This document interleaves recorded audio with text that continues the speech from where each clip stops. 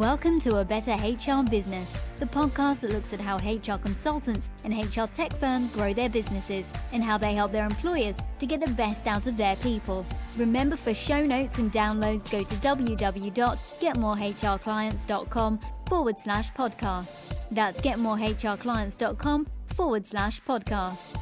Okay, let's get started. Hello and welcome back to the show. Great to have you along. And I'm really looking forward to today's conversation with Pete Schramm. Pete is the founder and CEO of a very cool company called Lattitude. Now, Lattitude is an employee connection and retention software that guides people in mapping out their personal board of advisors to amplify productivity, belonging, and well-being. Does a whole bunch of cool stuff. But before we get into it, firstly, Pete, thank you very much for joining me today. Ben, excited to be here. Hello, everybody. Let's go. You're pumped. I love it. Whereabouts are you based? I'm right outside Pittsburgh, Pennsylvania. So if you draw a line between New York and the Great Lakes and Washington, D.C., I'm on the left side of that triangle. So Pittsburgh Steelers is my American football team. Love it. Love it. Very good. Well, we won't get into debate about the best teams at the moment, but I'd love to hear about Lattitude. And in particular, firstly, why you created it. What was the need and the issue behind the formation of Lattitude? The why for the business aligns with my personal why very, very closely. And plainly put, right, grew up on a farm, didn't have a whole lot of professional mentors, realized I love working with people. So I met more people. And the more people I met, the more people I could connect, the more people I could help. So I'm like, how do we do more and more of this? So I went to public high school, private high school, college down in Washington, D.C. I'm 6'8", so I, got to play basketball and track, studied engineering. And while in school, I made sure to meet one new person every week for my freshman year, sophomore year. And then I went to study abroad, met all these new people from around the world. And then whenever I began my professional career, Ben, is where I really understood that the power of the right connections, the right relationships changes the trajectory of your life. So I was in one of those rotational development programs with Lockheed Martin, absolutely loved it. And I very manually would find, hey, who can I talk to? What do they want to talk about? Track my notes. I should have got my stack of notebooks. It's probably like 3 feet tall now of every conversation since I graduated college. Because Physical notebooks. Yeah. Oh, wow. I go on over here right now, but obviously it's not the full stack. But then over a couple of years, I realized I don't have enough time to help everybody. And I don't know all the answers, but people deserve intentional, sustainable connection. So a couple of years ago, I drew a line in the sand while still living and working in DC and said, I'm going to solve this problem. I'm going to help people connect and make sure they feel that sense of belonging when they're in this workforce. And then I did what any other first-time entrepreneur did. I Googled how to start a business. Perfect. I love it. It's such a wonderful concept. I think you did a TED talk on this. Is that right? I did about a year ago. Yeah. What was that about? It was all about building your personal board of advisors. And you think about who are those couple of people, your mentors, different mentors, functional, cross-functional, your ally, right? The person that sees something from a different perspective, your accountability partner that checks in on you for you, your champion, kind of that split level. Your boss is always on your personal board of advisors because they're the one that's signing your time card. You're like, hold on, Pete, I'm an entrepreneur. I don't have a boss. Okay, fill that role with another mentor, another accountability partner.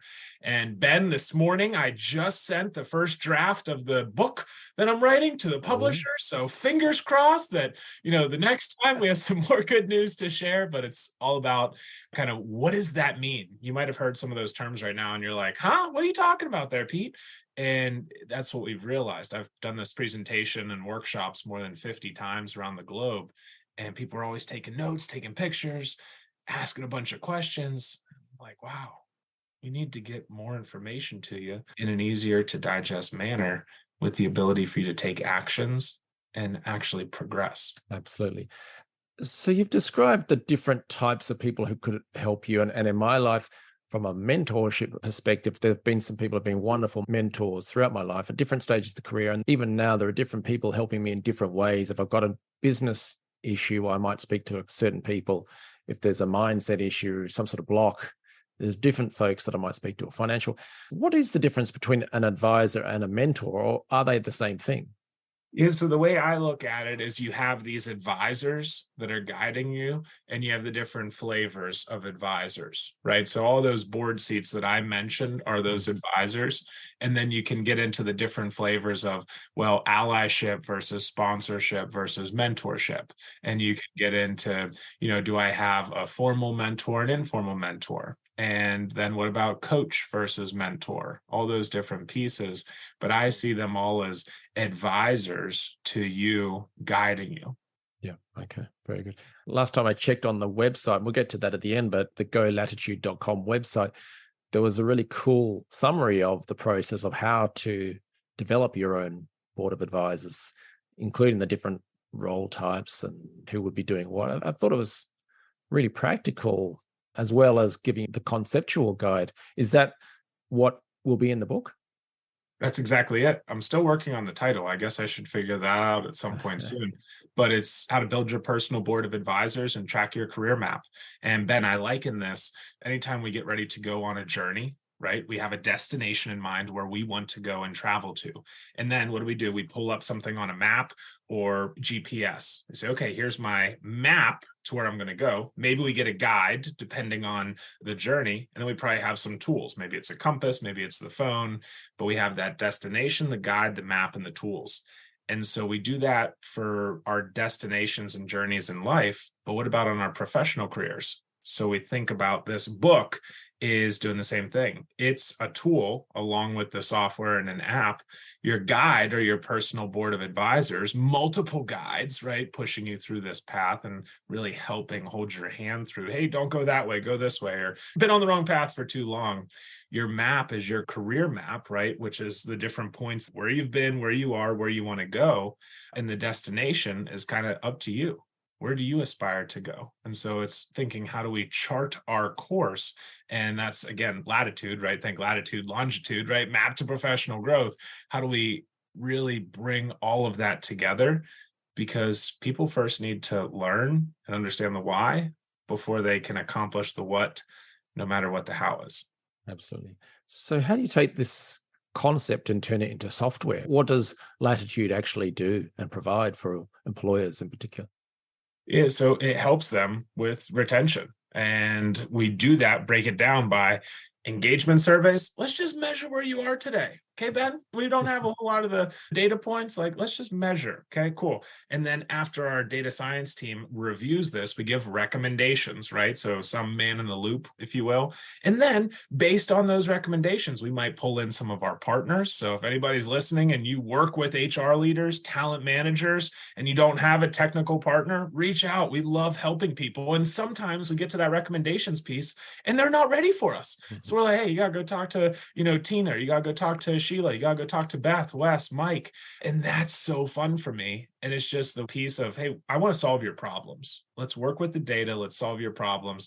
And then the piece where once we do get ready for that aspect in Latitude is those ongoing connection programs. There's lots of other tools out there that focus on just employee listening and, getting people in trouble, and they're asynchronous in nature, and they get to become more quantity over quality and more transactional than relational. So Latitude supports onboarding, manager one-on-ones, mentorship programs is where we started, succession planning, and then stay interviews. You think it's any of those instances where you have a group of people that should talk to a group of people with accountability. And because we've coupled together the surveys and the engagement assessments with the ongoing connections, now we know what people are telling us and what they're actually doing together so that we can provide metrics and simple reports to leadership around trust, connection, satisfaction, well-being. There's a really great line on the website. It says your what's next solution after engagement surveys, because that's the usual thing of you got to do a big employee survey and then report back to the leadership group. Here's what people think they're happy with, not happy with, all that sort of stuff. And then there's all this head scratching or infighting, whatever, as to what to do next. But I think that's a great idea, is to move to the next phase and either provide some of that through the platform itself or connect with other firms. And then for people listening to this who may be in fact consultants, you mentioned in there, if you're a provider of some sort of service that might be the after engagement survey thing, and you don't have a technical partner, then have a look at Latitude. What do you mean by technical partner? Is that an engagement survey provider, or is it a data collection partner? What do you mean by technical provider? Yeah, all the above. Most of these HR firms, HR outsourcing, HR consultants, HR tech, consultants, advisors, fractional CHROs, they know what needs to be done. They don't always have the tools for sustainable practices and implementation. So that's where I say, hey, I'd love to work with you. The team's growing and we're in favor of forming these kinds of partnerships. Yeah, maybe you could form a partnership with a larger entity. We'll probably give you a larger slice of the pie and the revenue share. I'm a big fan of sharing in the success. At the end of the day, money helps us drive our businesses forward. But it's really saying, hey, do you have a survey tool today that measures connection, trust, well-being, satisfaction? If yes, okay, cool. We can share some thoughts on what's working for us. Do you have a tool that you recommend for manager one-on-ones, onboarding, mentorship programs, succession planning, and stay interviews? Oftentimes the answer is no. And then I also ask them, I say, hey, what things and processes and programs do you leave behind after your workshop then, after you go in and do your assessment? Because if you can come in and say, hey, let me just measure your temperature, let me tell you what could happen, here's some things, I'll be back in a month, I'll be back in 3 months, I'm going to look at your report card essentially, and then say, okay, hey, you're doing good. Oh, let's spend a little bit of time here. So the goal is to bring in some more sustaining revenue for them, help the organization retain talent and knowledge, and really save time. Bringing it all into one place saves time. Really clever. And so for people listening to this, that's just such a key point. Existing businesses, they completely get this, or they've got a lot of experience with the sort of partnership side of things. For people who are new or even looking to expand their existing consulting businesses or tech businesses, partnering up with a company like Lattitude can be so powerful. So I did a lot of that when I was an HR consultant. You might go in and do a survey or a training session or a leadership workshop, but then they want employee discussions or software implemented for onboarding, etc. That's either a referral basis or white labeling, all sorts of different options. But yeah, I love that. And if a consultant or a firm is interested, or even another tech provider is interested in partnering up, how do they go about doing that? Yeah, they send me a message on LinkedIn, or they can reach out to us on the website. Both work. And I'd say that, if you don't hear back from one in like a day, try the other one. We do have a head of partnerships, and he'll be working closely with you. And likely I'll be on one or two of the first calls as we get you up and running. And we have a orientation onboarding process and then ongoing recurring comms with the partnership portfolio program. And then the other way to look at it is also co-marketing. So that we do a lot of that with different companies that might run webinars together or write ebooks and things. There's a world of opportunity or different options for companies out there. It's just got to be a little bit creative, which sounds like that's what you're doing. For people listening to either refer customers or clients to the business or to potentially partner up, what are the ideal customers?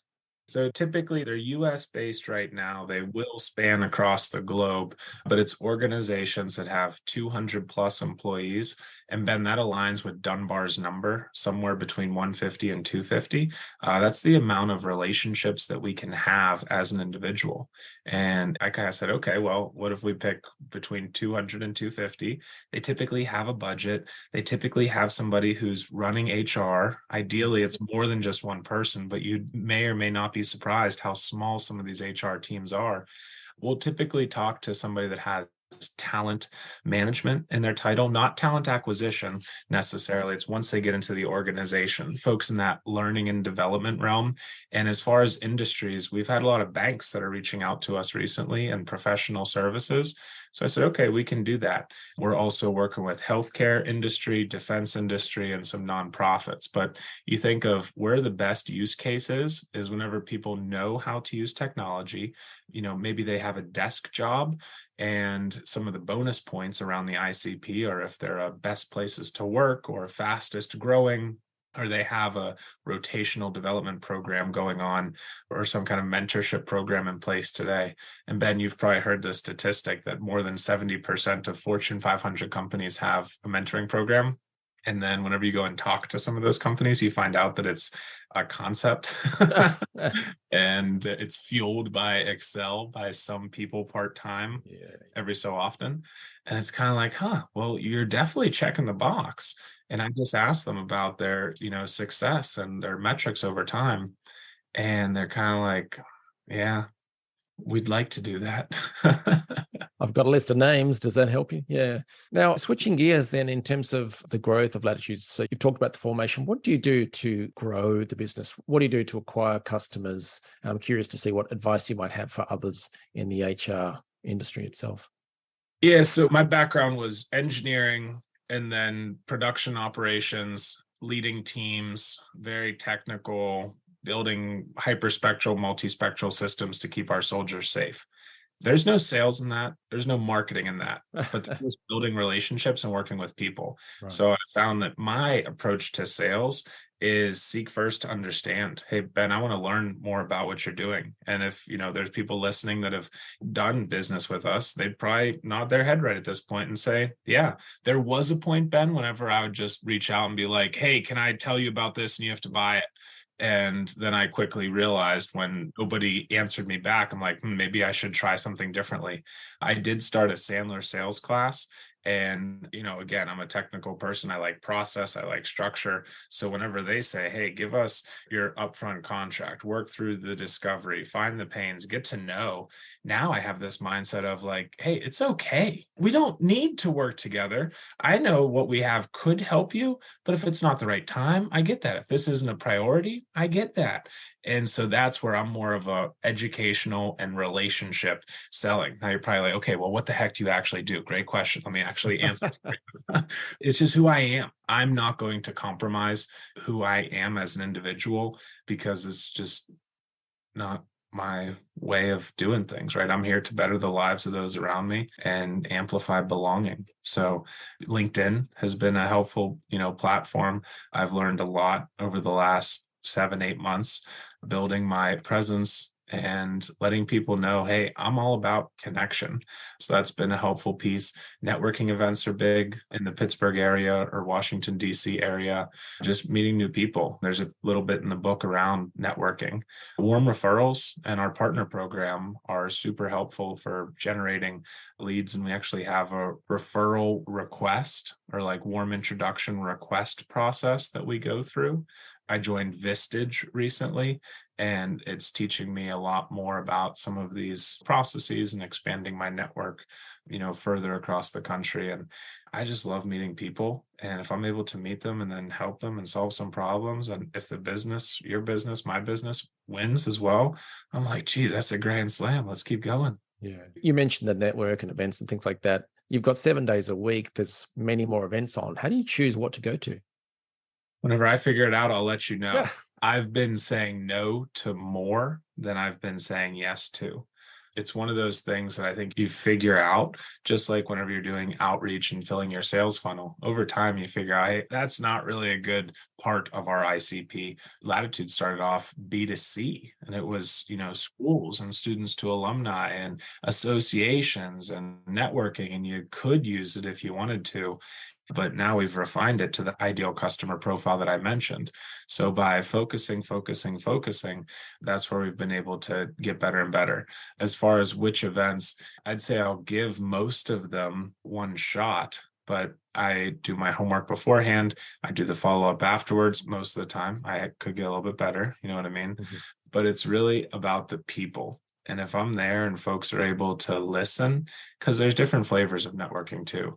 Sometimes you're going to go to fill your cup and be around good people, and you don't have to worry about selling. Sometimes you're in like, hey, let's meet some people, maybe at a conference or a symposium where some of those ICPs might be and some of the other thought leaders. So you're kind of filling your cup, or you're learning, or you're, looking to develop business and other partnerships. So it's not one size fits all. Very interesting. You mentioned there was a pivot away from the consumer side, B2C, to the B2B, and then potentially you may go back to B2C in the future, I guess. Was that a painful pivot? And what data did you have, or how did you decide to go to the B2B, and then how will you use data or whatever in the future to go and expand the product? It's just listening to the people. And you think about, what did I know about HR tech and professional development, leadership development solutions? My own experiences. And so where I was like, okay, well, this is something that, me and a couple hundred other people need. I guess we'll just start it off here. But then I found it was difficult to get each one of them up and running, paying with the marketing approach and the user experience that I had, which was an Excel file and a type form and a website. And oh, Fancy. yeah, oh, it was, highfalutin. And so actually, I still have some of those original Excel files. I'd reach out to people, gather the information, I'd connect them, I'd send out a doodle, I'd do a myfreeconferencecall.com, send them, all together. I'd hop on the call, make sure they got their introduction. I'd do the follow-up afterwards. And it took me about an hour and a half was my cycle time. Now it's entirely in the software and automated. So there's some good process improvement there. Yeah.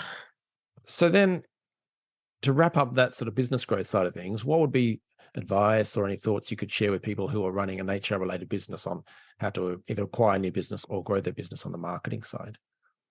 So I think it's around focusing, and the one sentence description that you gave earlier was a result of me reaching out to about 50 people around the globe from the LinkedIn community and some customers saying, hey, do you know what we do? Do you know what we're all about? And they're like, I kind of think you like mentorship, some employee connections, some employee retention. You talk about the personal board of advisors a lot. I think you're structuring it. You're going to save our time. Everybody loves working with you. The data, the metrics are great. We hear about that all the time. Process, super smooth, nice user experience.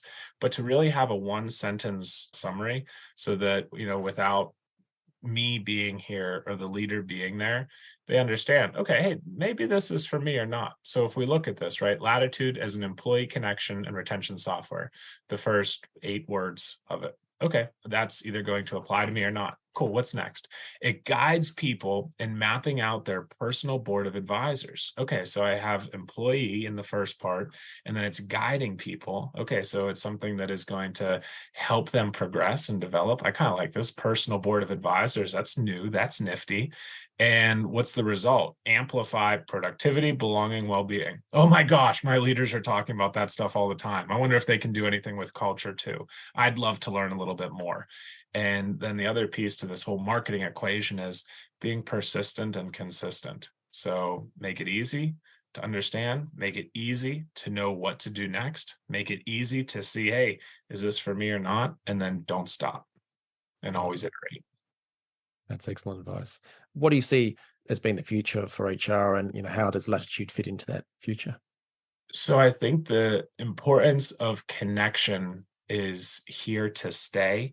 And with millennials and Gen Z emphasizing the need to feel valued, to have their purpose, we need solutions like this that are easy to use, that are transparent in nature, and that meet you where you are. So that's why we'll be releasing a new feature in the probably next 6 to 8 weeks that does indeed meet the people where they are. Because if organizations are going to take a long time to buy in, literally and figuratively, to investing in their people, why should we prevent our people from having the opportunity and that equitable access to professional growth? Let's level the playing field.